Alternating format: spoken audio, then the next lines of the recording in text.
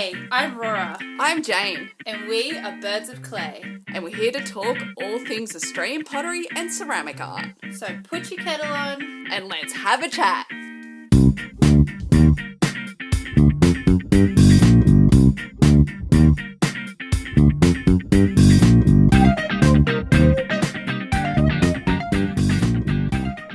We would like to pay our respects to the traditional custodians on the lands on which this podcast is recorded. We acknowledge the rich history of art, craft, and storytelling that has been occurring for millennia, and acknowledge elders past, present, and country as provider, protector, and guide. Working with clay is intrinsically linked to country, and we would not be here without the care and connection that our First Nations peoples have shown for thousands of years on this continent we call Australia.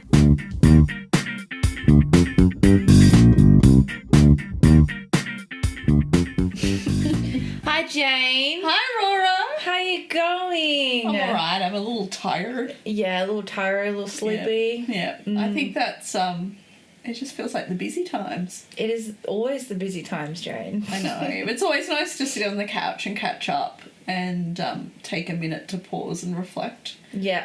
And this is our last episode for this season. Announcement. So, we're going to just take a little break. Yeah. But we won't be taking a break from the podcast more generally because we're going to be going to the Triennale in October and we're lining up interviews, but We're already planning the next season. So. yeah, so don't worry, we'll be back very soon, but we need to look after ourselves in the busy times and just press pause for a minute. Yes. Yeah. Yes. And it will be so good. So good to rest, reflect, and give the planning for next season the time it deserves as well, rather than like rushing through and, you know, jumping straight in. So that'll be really good.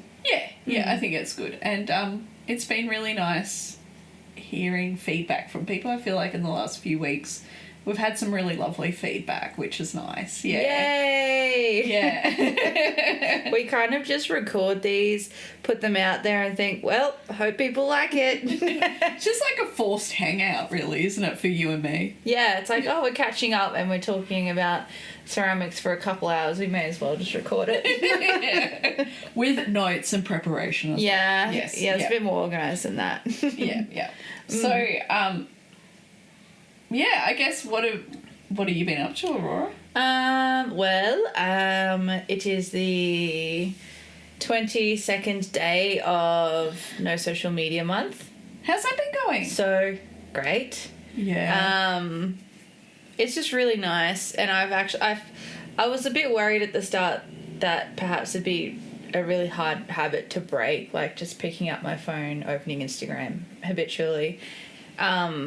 But I found it a lot easier than expected. As soon as I told myself, okay, switch it off, you know, today's the day, it was really easy, and it's kind of made me think about Instagram a bit differently.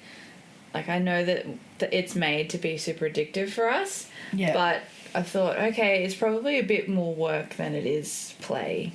You know, like... Oh, yeah. You know, when you go, okay, I'm taking a week off work, it's just easy. It's easy to not work. Oh, that's interesting. Yeah, so it's been easy to not think about Instagram. Yeah. I've still been sending you silly reels, so there's a whole pile there for you when you're back on. I look forward to that. You're like, what is this? Yeah. I've also been keeping you up with what's happening generally. Okay, cool. Yeah. So by the time I read it, it'll be old news. Yeah, it will. Yeah. No, like, I mean, I've been catching you up in real time. Oh, right. Yeah, haven't I? I've been like, oh, did you see it? I'm like, oh, no, you haven't. I better let you know this. Oh, yeah. You have, yeah. I appreciate that. So I'm not, like, just living under a rock. Yeah, but I don't know. Living under a rock sounds good too. And what else? Also, no markets this month has been... Pre this month, I thought, okay, no markets for a month is going to be really good. I'll have so much free time. And that was, in hindsight, quite naive thinking. Because really, I'd spend one day a fortnight at the market So I've gained 2 days this month, you know. And also, like, you've kind of given those days to preparing for the markets upcoming. Yeah. And get your stock back up. Yeah. Which I guess is a good thing, but... So for anything, I feel like I've been busier. Oh, Aurora. But that's okay. That's okay. Like, Yeah. I've got a bunch of mugs drying. I feel like I'm on top of stock levels for the first time in ages. And, yeah, just working and doing all the things. Yeah. Yeah, it's been good, though. I think I feel a bit mentally more fresh. Oh, that's good. So your brain's kind of had a bit of a break. Physically tired, mentally awake. You're doing better than me, I think. What about your month, Miss Jane? Oh, my month. There's heaps happening at the moment.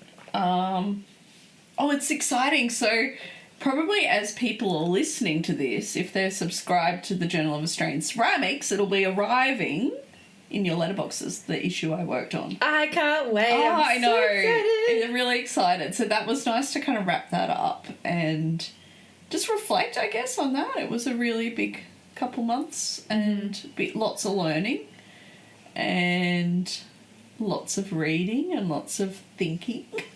How do you feel about that editing work overall now that you've done the editing and finished it? Do you mean the journal or the type of work? Working with the journal. Oh, yeah, I love working with the journal. I'm really excited for this issue.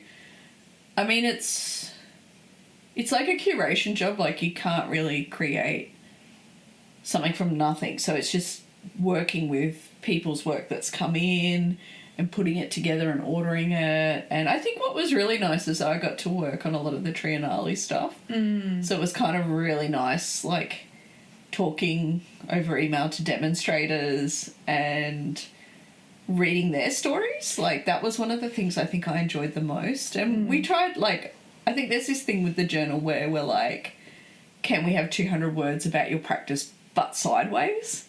So, like, instead of going, I am a ceramic artist that makes pots that are used in the kitchen, or, you know, I make sculptural work, we're like, tell us about your favourite tool, tell us about a story. Yeah. When you learn something important. And so people really stepped up to that, and there's some really interesting pieces and rich stories in there. That's a really good prompt to give. Yeah. And it's been interesting hearing about your work editing with the journal, because it's a whole other aspect of ceramic work within the field of ceramics. Yeah. And I mean, I think it's something I'm starting to realise is that I really love writing, and I love that work on the journal. I love storytelling, which all art's about. And yeah, I think writing is something, it's kind of a big part of my life right now, because I'm also in the middle of my honours. I just got ethics approved. Yay! Woohoo! Congrats. So I've been writing my theoretical chapter, which is huge and complex. So I've been researching materiality of clay, material engagement theory. So I've been looking at that and new materialism and all that stuff. And then looking at craft, so reading a lot about craft and gender and accessibility and the gallery, and that's been really interesting. I'm a bit excited about craft theory at the moment. So yeah, been doing all that, and then also well-being, because that's part of my thing. So writing this big theoretical chapter, but then also trying to get ready for these open workshops, which is my main practice-based element of my honours. So if anyone's in our area and keen to come along, I'll be at uni towards the end of August. If you look at our social media, I'll be putting it up there. And I'm just going to be hanging out in the courtyard, and anyone can come and play with clay. I'll have clay and tools and... Cool, I will be there. Tea and coffee. I'm going to come and make something. Yeah, I don't know what, though. No, I don't know. I don't know if we're all going to make one big thing or... Yeah. Like, what we'll do, but I'm excited. Oh. I can't wait. What will unfold. Yeah. So that's kind of... It's a bit open-ended, because that's my honours. So, yeah. That's been a lot. My goodness, I have so many things. Lots of writing, lots of reading. Yeah, lots of reading. Yeah. I've also been making. Like, I feel like I've made the most things I've made this year. And I've been a bit rusty getting back on the wheel. It's been a learning, just kind of getting back into it. Yeah. I was throwing at uni, but I realised it's something I think we talked about. I'm not sure if it was last time we talked or with Sarah. We talked about that kind of solo making and then coming with people and talking about it and then going back into your cave. Yeah. And uni is very social, and I do find it really hard to make there. So I moved the studio back here again in the cold, wet laundry. How was making here? It was very cold. Did you enjoy getting back on the wheel again? I did. I loved it. Yeah. I really loved it. Because sometimes I think, oh, have I fallen out of love? Yeah. But no, I really loved it. And I've got, I want to make this. And, Are you feeling like a little bit creatively inspired? yeah, a little bit. I mean, I've also had some health stuff. And so being on the wheel all day is not great for my body.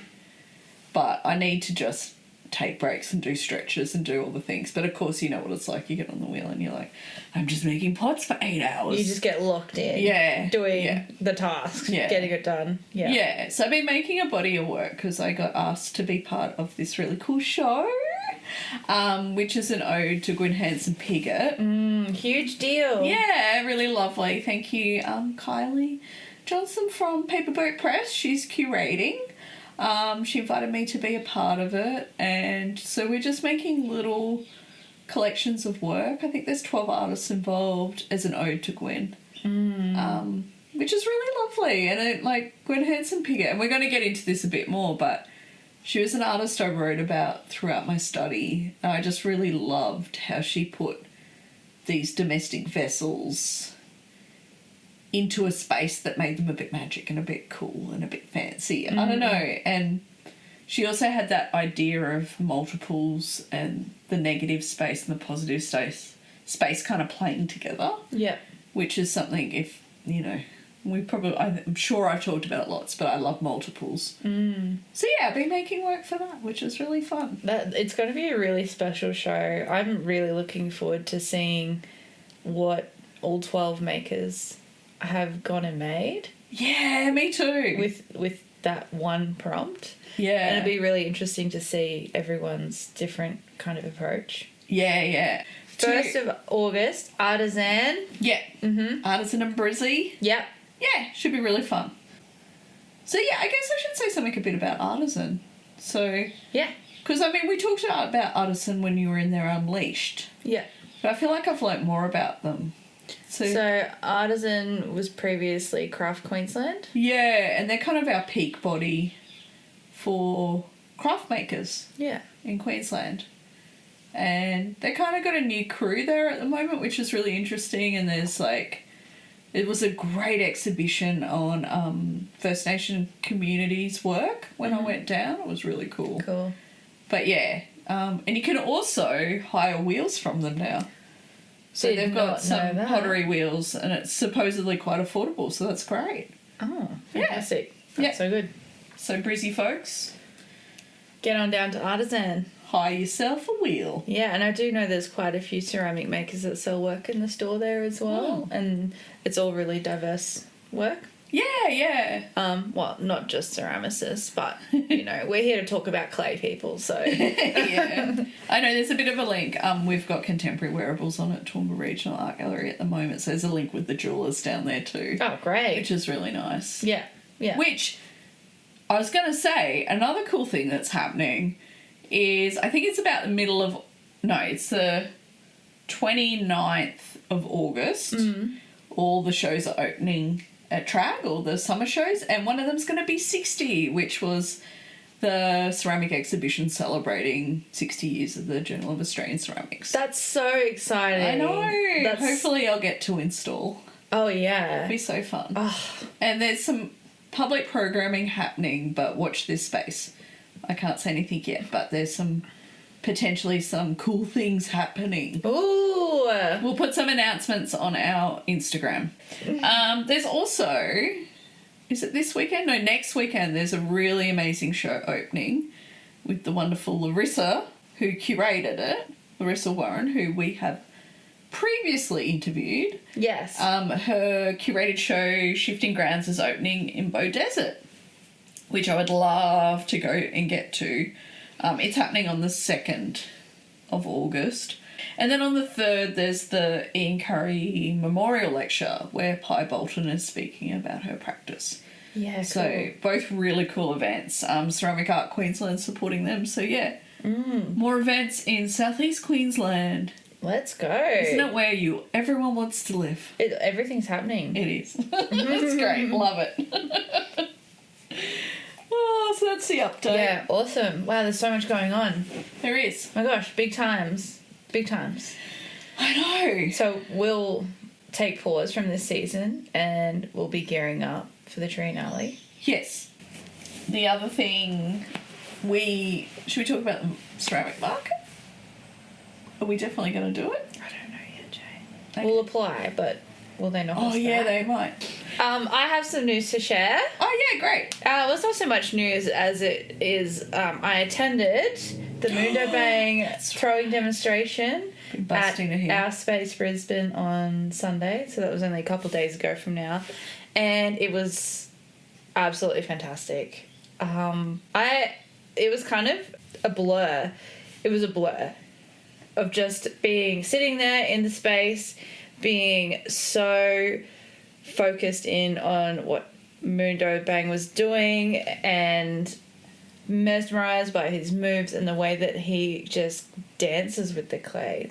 So I saw Bill there and I said to Bill, it's like he's not even pushing and pulling the clay, he's moving with it. It was just really mesmerizing to watch. Wow, I'm kind of like fangirling. No, that's great. Yeah, just so incredible. And the space is also really good. That was my first time going to Our Space. Oh, cool. Yeah, shout out Our Space. Amazing studio. So it's like a ceramic studio and like they have a cafe. Yeah. Yeah, and then in the cafe they have this huge big shelf full of bisqueware. Yeah. And underglaze. And you just come in, have a cuppa, buy a piece of bisqueware, paint it, leave it there, and come back and pick it up. Yeah, Monty Lupo do that. It's really cool. That's so cool. And they went through the full-on flood around Cyclone Alfred, didn't they? Yeah. So I'm glad they've recovered and doing okay. Yeah, I mean, you wouldn't tell looking at it. Everything looks fantastic. Yeah, good on them. Yeah.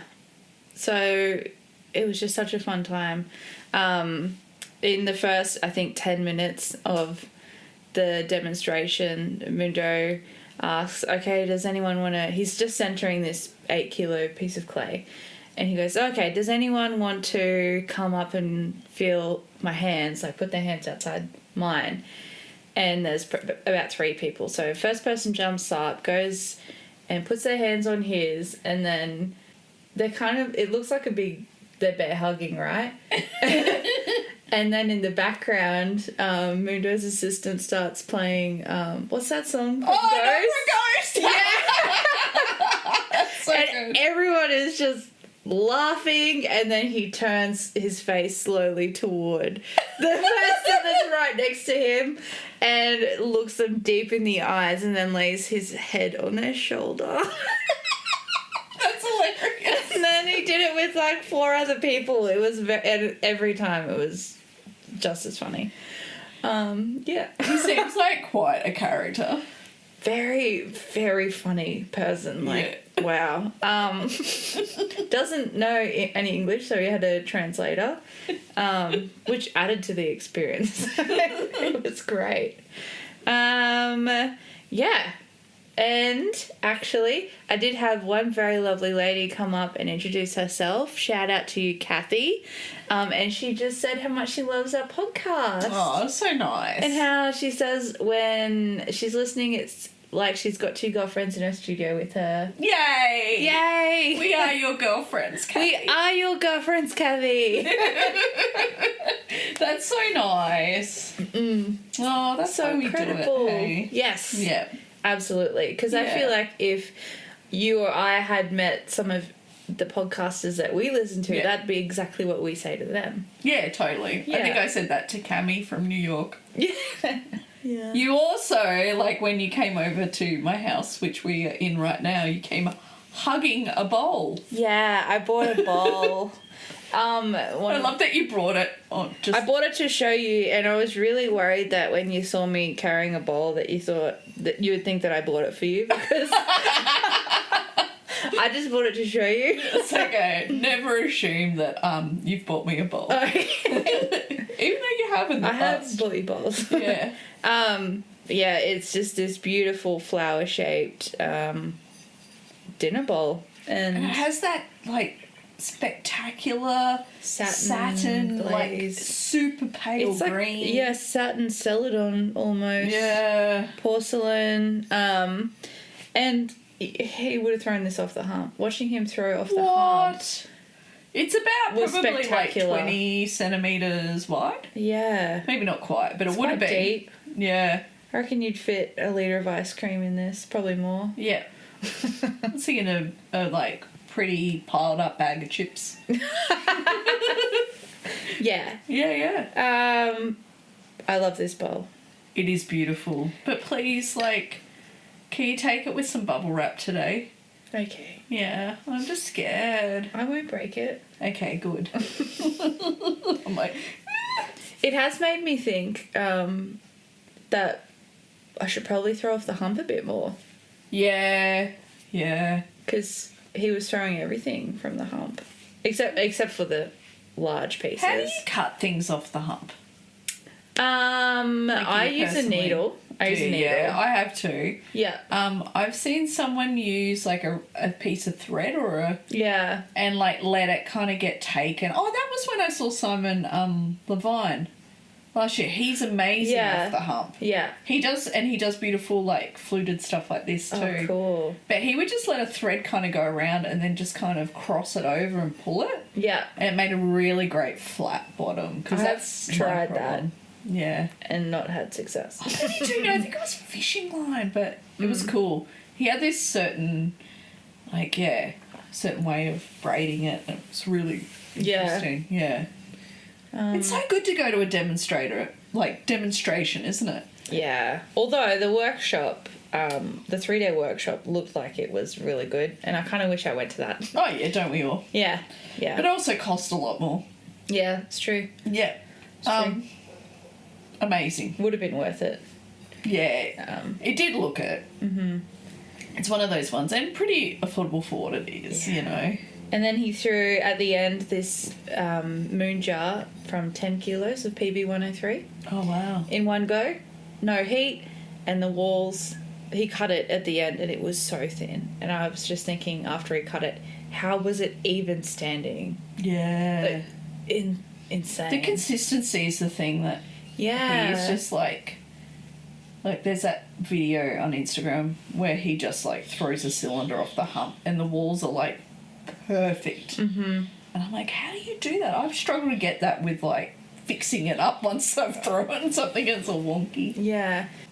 So during the workshop, he was talking about his life and lead up to where he is now and starting out and what that was like and all the difficulties he had trying to get a kiln and trying to get a business up and running. And yeah, it's obviously not easy, but he would talk about university and he would be the first person to turn the light switch on at the start of the day, and he would be leaving the studio last and turning the light switch off when he left.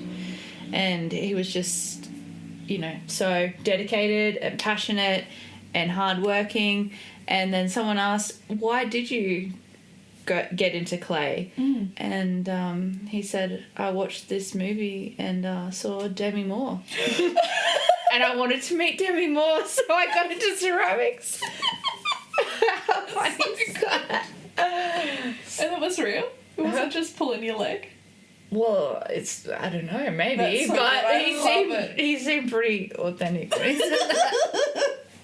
That's the best. Yeah. Yeah, and he just kind of talked about how hard he's worked, and he would work from 9 a.m. till 2 a.m. every day. Wow. And throw and throw and throw and throw. Yeah. And yeah. It's just That's how you get good. Yeah, it's inspiring. There's no magic, is there? It's both inspiring and devastating. Yeah. Hey, I've seen your new lot of mugs. They're brilliant. Oh, thank you. None are the same. No, but you're not aiming for that. No, I wasn't. I think that's the thing, yeah. Mm-hmm. But yeah, so I guess we thought about a topic to talk about today, and because you have just gone and seen Moon, and I went to Creative Mornings the other day, which was really lovely, and it was a wonderful First Nations artist in our community, Kim Wamsley, talking about mentors. And so, because that's the global theme for last month. Or was it this month? What year is it? Whatever one it was. Yeah. And it was really interesting. It made me kind of think about, I guess, the artists that inspire us, our teachers, our mentors, and kind of, I don't know, just thought about that a bit. Yeah. It is interesting. Now you're teaching, obviously, you become a mentor for others. Nah, I'm just a gal. Well, that's it. I was like, is there a difference between a teacher and a mentor? Because, Yeah. I don't know, I don't know, sometimes I think a mentor we think is someone that's in our life for a long time, we keep going back to, and that would be amazing and wonderful, and I don't really feel like I have that, but I feel like I've had teachers that have just had little moments. Yeah. So, I've learnt throwing off Wesley Denick. Wesley's a wood firer. He goes and fires up at Quixotica with Rolly. And he's a great teacher. I don't know, I feel like he knew I was obsessed in clay when I started. And then we'd be in the studio, Dolly Dunn's Pottery Club studio, together sometimes late at night throwing, just because I'd be in there and he'd be in there. Yeah. And he was really keen to see my first lot of glazed work that I did outside of of class? Yeah. Outside of knowing anything. Oh.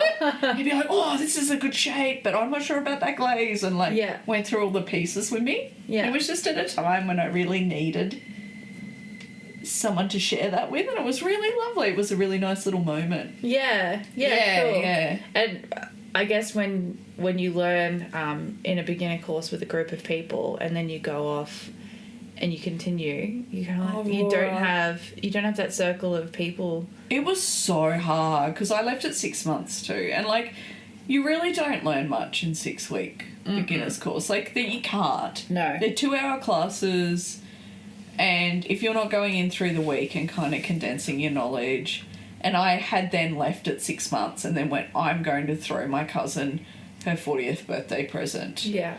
And I think I went through 3 blocks of clay without getting anything out of it. The reclaim was amazing. Yeah. And I'd cry, but I'd just keep going. I'd be at the studio till 3 a.m. Yeah. And then I'd just, just keep going. And I'd also had no idea about glazes. Mm-hmm. So I'd just read Pottery Supply websites, hardcore. Yeah. And be like, what cone, what's this? And I was so worried that everything was going to drip onto the shelves, because also at the time the club was really about putting fear into people about everything. And so I was so fearful I put everything on stilts that were for low temperature, and so they all kind of melted into the bottom of things. Nothing dripped, everything was perfect. Yeah. And all my flatware warped, and I just had no idea what I was doing. Yeah. But it was I look back and it was kind of a really amazing time too. I think when you have no idea what you're doing and you do a full kill mode, you learn a lot. Yeah, there's a lot of lessons in there for you. Yeah, there is. But I mean, I love that time, but also, the little time I had with Wesley was great, but I would have really loved to have some more people around to talk to. And, that was a great thing about going to uni, doing this body of work for Artisan. I've realised how much David and Peter taught me. Mm-hmm. Especially around, starting a body of work, being asked to make a body of work and going, oh, what's this about? What am I making? What's the idea? Why am I using black clay? Why am I using pink glaze? This all has to have some kind of part of the story and some kind of... And so they really you know, David really helped me with that, setting a name for something and then going on. And Peter was the one who gave me that kind of, what would you say? It's kind of like delving into every element of your work and saying why. Yeah. And so they were kind of, I guess, mentors in other ways and still are. Yeah. Yeah. Yeah. It's when you talk about when you're beginning in ceramics and learning, one thing that sticks out to me, and I always try and keep in mind when I'm teaching people, is even just learning the new terminology. Yeah. Like I remember first few weeks in ceramics hearing my teacher say the words mid-fire, earthenware, porcelain, underglaze, glaze, luster, and I'm just trying to keep up and remember what all these things mean, and then you get them all kind of confused with each other because it's all just so confusing and all new terminology, and you learn what throwing is, you learn what a slab is, a coil, and you've got to try and remember all these things all at once. So I think maybe I'm quite repetitive when I'm teaching, but just trying to be mindful of all those new words and really trying to explain what each of them mean when I introduce a new term. Yeah. Because that was a really hard one for me learning. You know, it's funny. I reckon I learnt so much from looking at pottery supply catalogues. Yeah. I know that sounds really weird, but, like, just because, you know, you'll look up clay and they'll be like, earthenware, mid-fire, and you click and, like, you know, I was obsessed. I spent a lot of time. Yeah. Basically, my pastime was looking at ceramics on the internet. And when it's separated into categories like that, I can see how that would make more sense. Yeah, and the glazes are too, and then... And it's a visual aid as well. Yeah, it's interesting, hey, that I kind of... And then if I came across a term, I'd, like, Google it, like, what's a cone, like, what's... But Wesley went through all that when we started, and I was just so keen. And when you talk about the difference between a mentor and a teacher, I kind of feel like a mentor is a teacher that you've stayed connected with and maybe have a bit of a friendship with as well. Yeah. Do you feel like you have any mentors?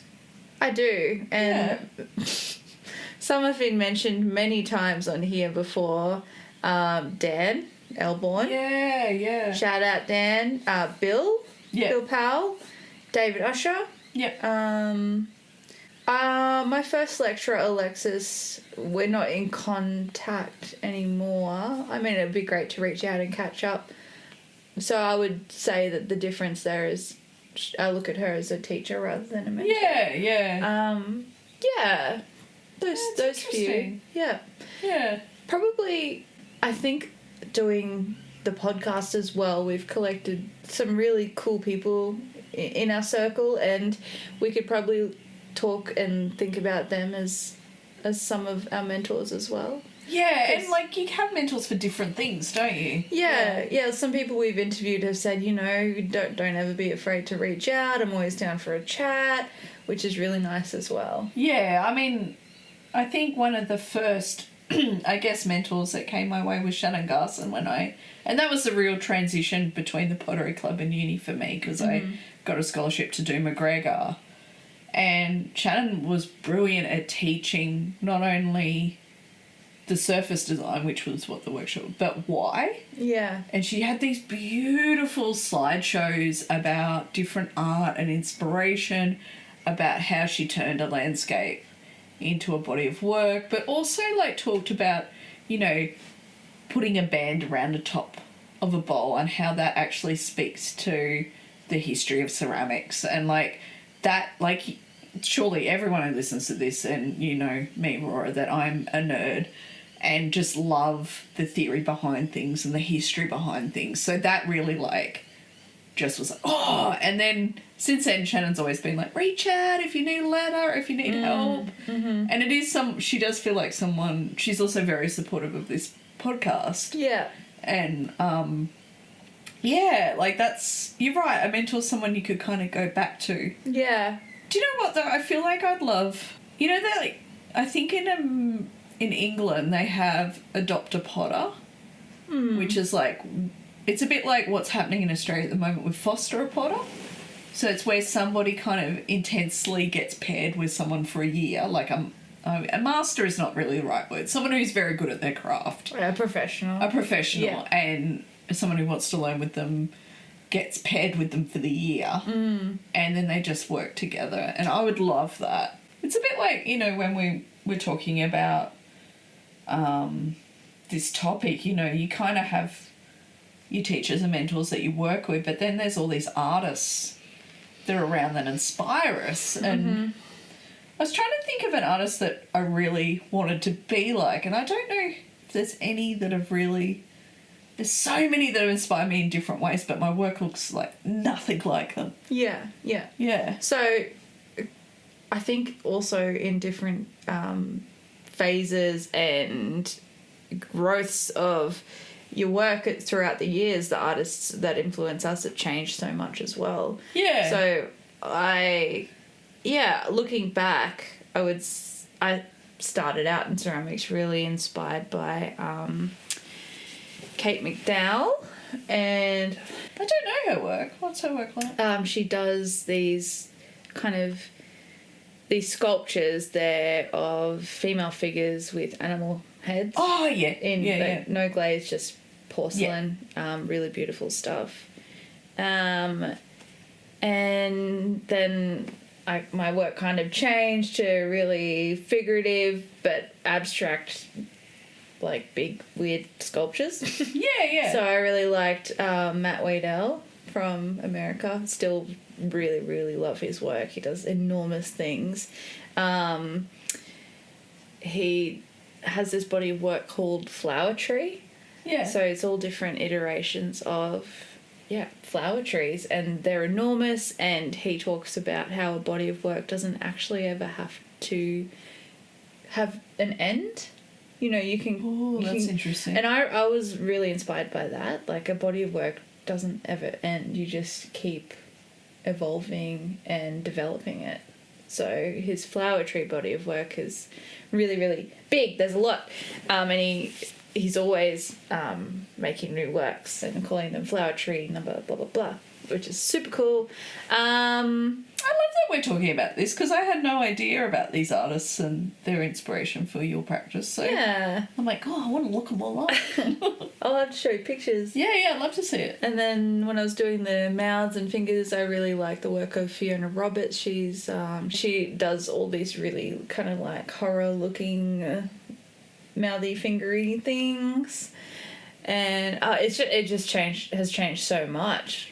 That's great, over the isn't years. it? And it's probably like a little piece of their practice, or that inspiration they gave you just is embedded now in your work. Definitely. It might not look anything like it, Yeah. but it's there. Yeah. Like the trace of it is in it. Yeah. Super, super early on, I was really inspired by Sarah Raynar as well. Yeah. When I was really into the porcelain. Yeah. Lately, though, I've been really... I wouldn't really say that a visual artist inspires me, but I've been really inspired by the geometry of nature. Like, there's this photographer, Carl Blossfield, he takes these not really macro, but just portraits of flowers. Yeah, great. And just the way that flowers grow, their stems and the symmetry of leaves and things like that, and that I have found really inspiring every time I look at them I think about a ceramic form, and also shells and nature. Like the spines on an echidna, just how evenly spaced things are. I just find it all really inspiring. I know. At the moment I'm kind of obsessed with that. That's great. Yeah. What's inspiring you at the moment? I don't know about it. Well, I mean, I think having to do this body work, like Gwen Hanson Piggott, like I ended up getting access to some documentaries about her, and it was just so cool watching it. And, you know, I'd love to get into wood firing, and I love her way of wood firing because I do love very clean... I like working with porcelain, I like vessels, I like simple, but I love the idea of that ash and fire just having a little bit of a kiss on a pot, you know, like just a little slight kind of story of of that timber and that process. It's like Kara's work, like that beautiful mug I've got of Kara's that I bought at Gong, like that inspires me. Drinking out of that inspires me because I'm like, this is so beautiful. And you always talk about that mug. Do I? Yeah, you do. Oh, no. Well, not always. No, not in a bad way.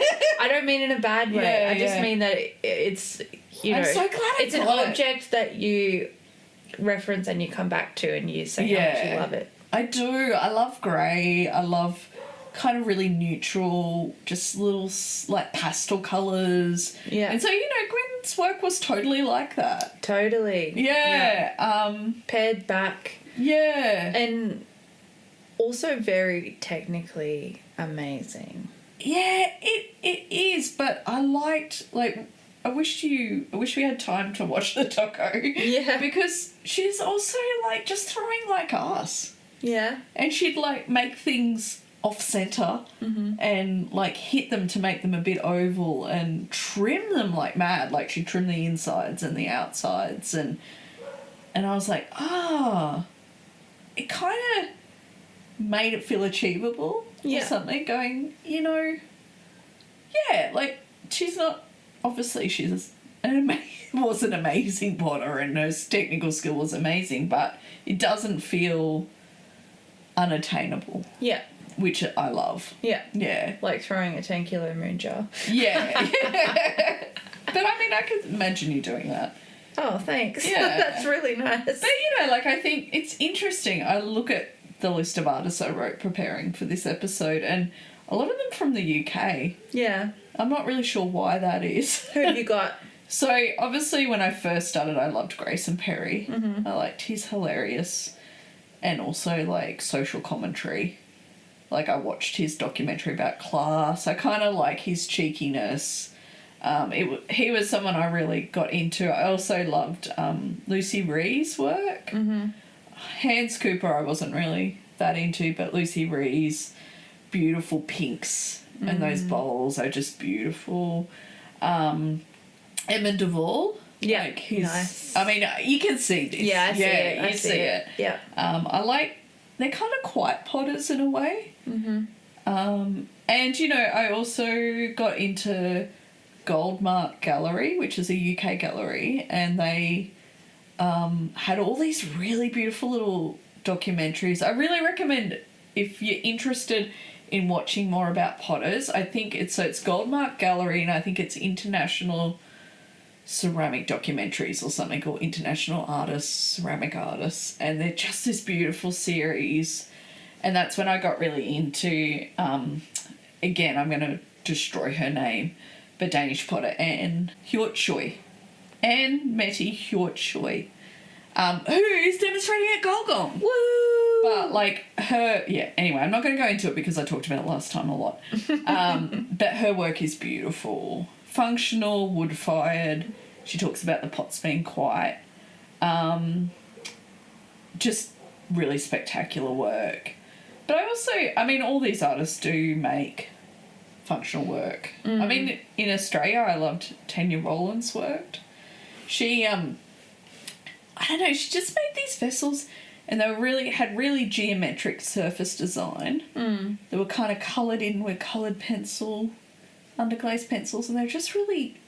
I think you've shown me pictures before. Yeah. But, you know, also like Vicky Lindo. She's a UK artist that did a lot of beautiful sgraffito, is still working in that. Yeah. Yeah, I don't know. I feel like I'm still finding where I sit in this all, because these are, like, they go everywhere. Yeah. You know, there's a lot of surface design and there's a lot of simple forms. Sumiko Aoki, Japanese artist, just had an exhibition at Paper Bro. I met her in Japan at Shigaraki. Beautiful surface design. And kind of earthy and, like, lumpy and fun. Yeah. Oh, yeah. I could keep going on. So many.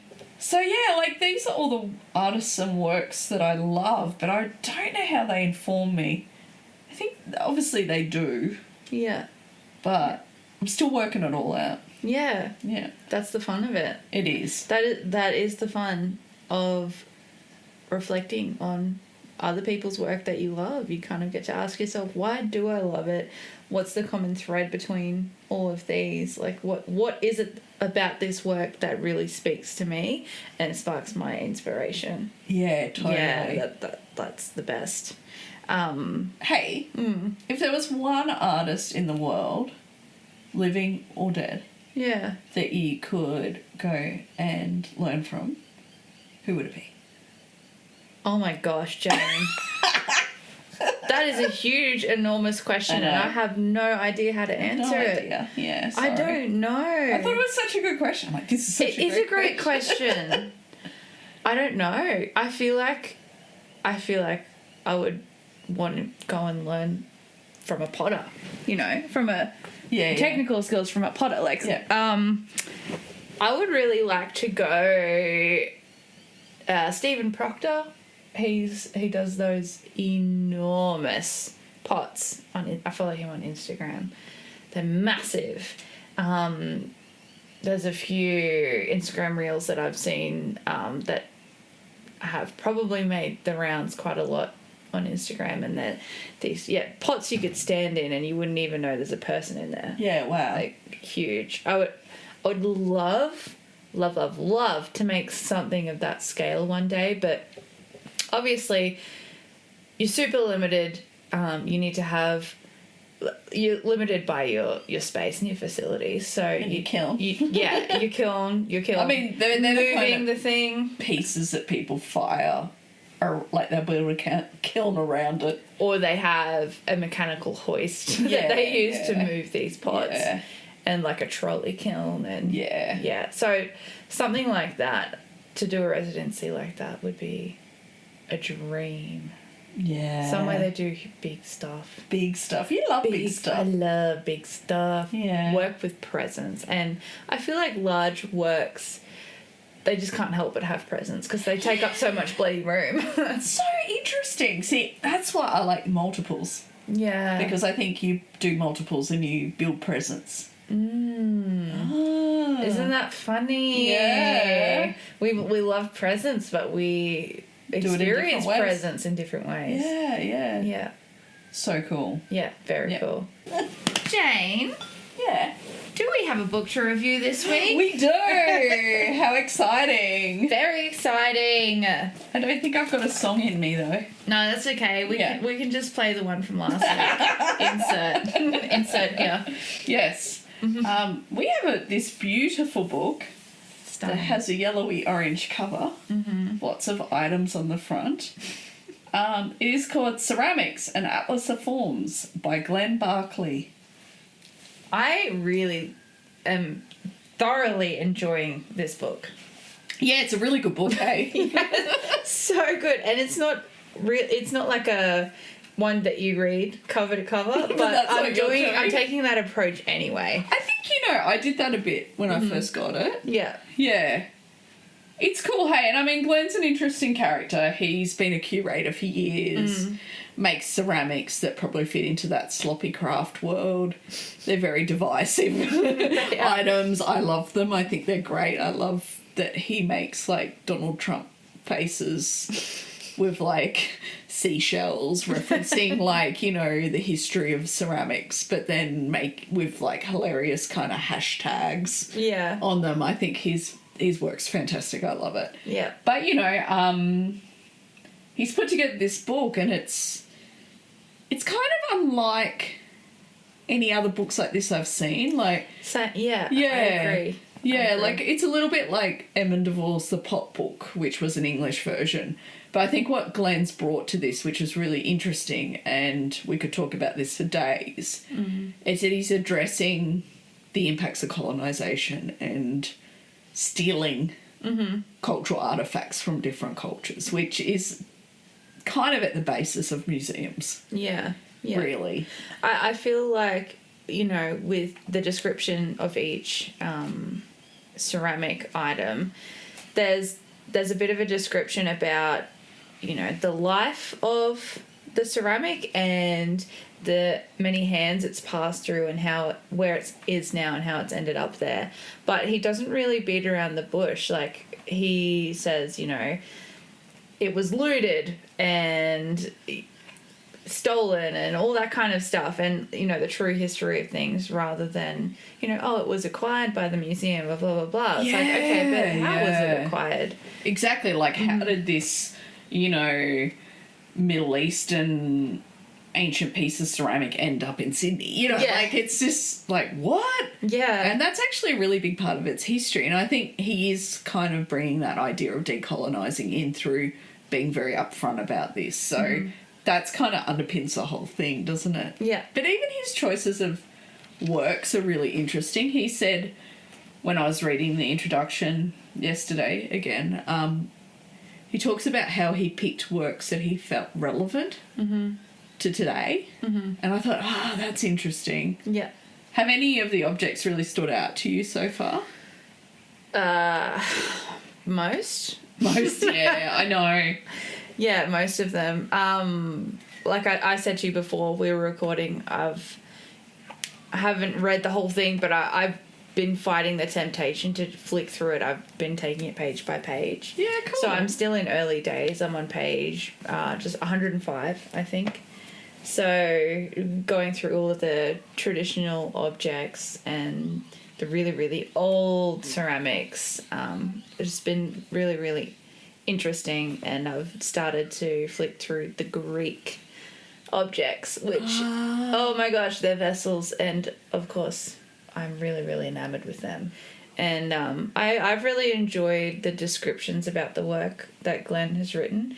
He uses not just your dry academic language. The way that he talks about the works is quite poetic, I would say. And accessible. Yeah. And he's also a bit funny. Like, he's quite sarcastic. Yeah. And you can kind of read that. But I like how he's also not assumed everyone knows what terms are either. So he's, there's little symbols saying this was hand-built, this was slip-cast, this was thrown, this was this kind of firing. Like, he kind of brings in a bit of technical stuff too. Yeah.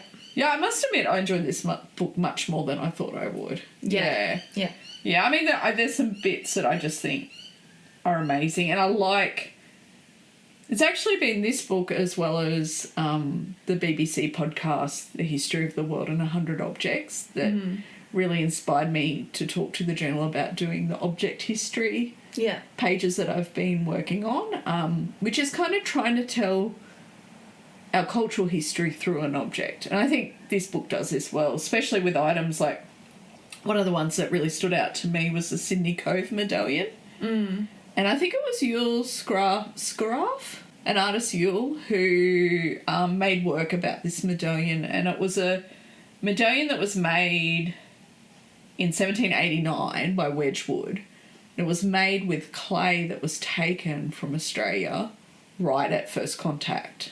Wow. And sent back to say, hey, will this be any good for production? So obviously very complex. England's in the height of industrialism. Australia is, First Nations people are in Australia living their normal life. This ochre would have been, like, precious, sacred.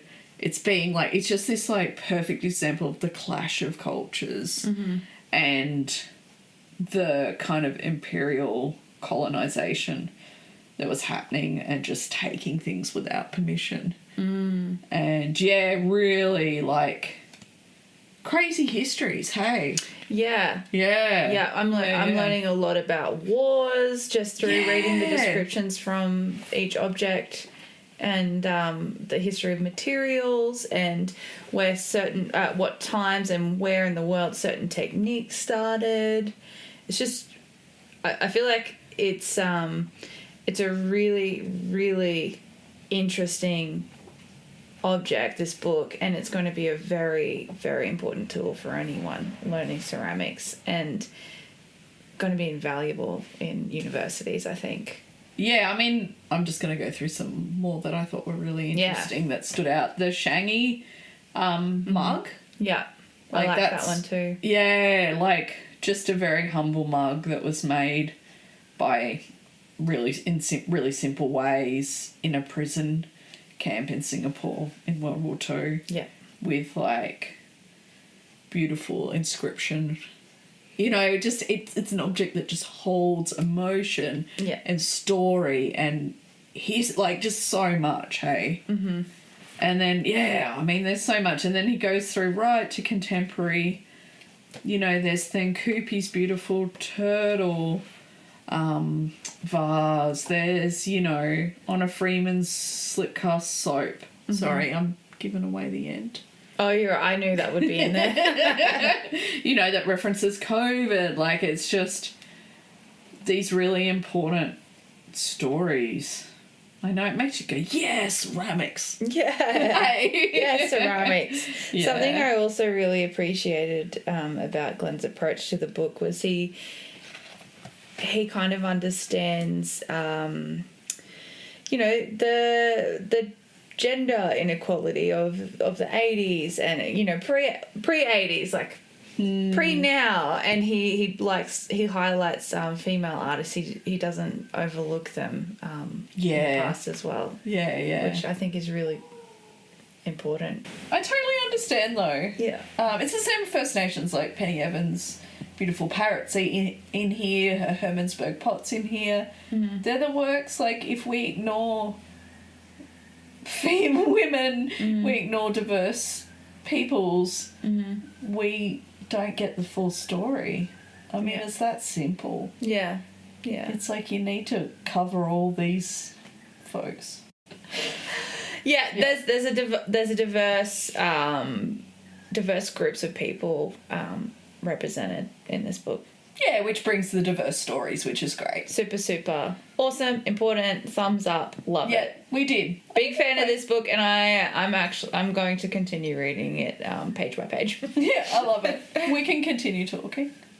Yes. Yeah, so you'll be like, so this object. Oh my God, the peacock, like, you know. Jane, what about this? Yeah. It's so good, and I mean, books, for me, are probably my mentors and my elders and my inspiration. I just love books so much. That's a nice way to think about it. Yeah. Mm-hmm. And I've gotten so much through my life through books that, you know, when you get a precious book, it's so good. Oh, it's so good. Yeah. It's so good. It's something you can revisit. Yeah. Mm-hmm. I mean, I feel like our reviews need to start getting a little bit more critical, but no, it's all good. We're like, this is great. I loved it. Well, maybe they're not so much reviews as they are overviews. Yeah. You know, just sharing books that we've enjoyed. I don't think if we came across a Clay book that we did not like, would we waste time talking about it? No, probably not. Yeah. So yeah. You want some good book recommendations? Keep listening. I can't wait for the next book review. Maybe we should call the book recommendations.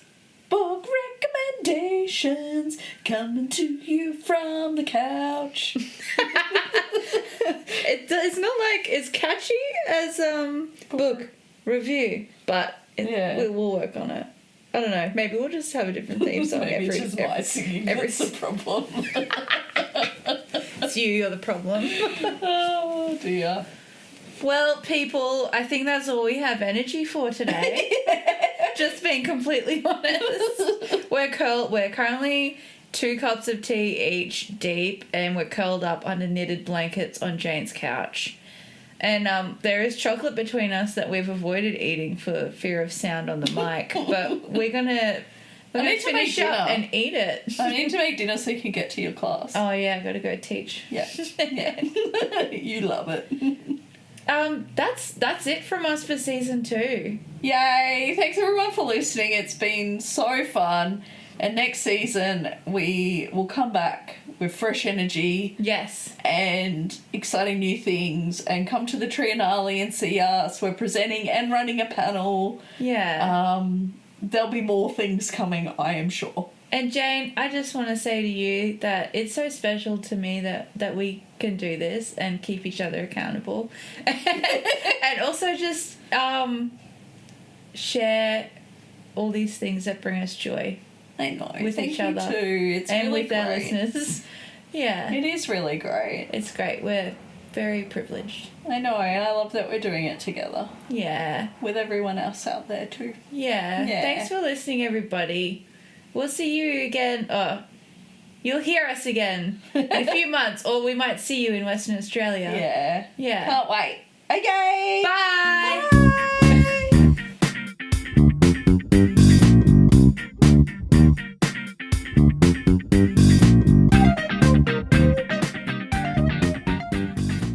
Thanks so much for listening to this episode. We hope you enjoyed. You can find us on Instagram at birdsofclay_podcast. Please feel free to send us any questions or comments. And if you could leave us a review on whatever platform you're listening on, that would be amazing. We'll see you next time.